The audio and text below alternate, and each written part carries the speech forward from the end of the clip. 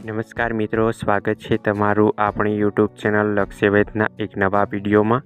આજે મિત્રો આપણે વાત કરીશું પોલીસ ભરતીને લઈને ગ્રાઉન્ડ ક્યારથી શરૂ થશે અને કયા ગ્રાઉન્ડ પર કેટલા રાઉન્ડ મારવાના છે તેની સંપૂર્ણ માહિતી આપણે આ વિડીયોની અંદર જોવાના છીએ। તો વિડીયોના અંત સુધી જોડાયેલા રહેજો અને મિત્રો આપણી યુટ્યુબ ચેનલમાં નવા હોય તો ચેનલને અત્યારે જ સબસ્ક્રાઈબ કરી લેજો, જેથી કરીને તમને આવી અવનવી માહિતી મળતી રહે।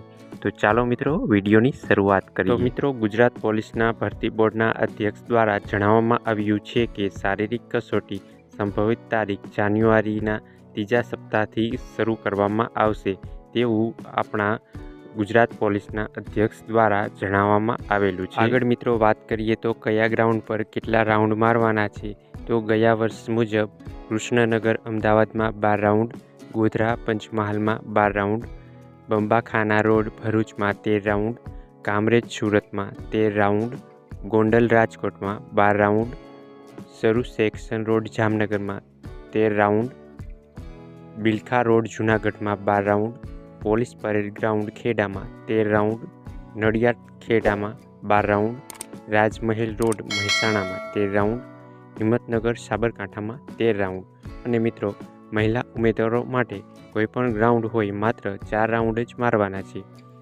અને મિત્રો અલગ વાત કરીએ તો પુરુષ ઉમેદવારને 5 કિલોમીટર 25 મિનિટમાં પૂરું કરવાનું। તો મિત્રો આ હતી આજની પોલીસ ભરતીના ગ્રાઉન્ડને લઈને માહિતી।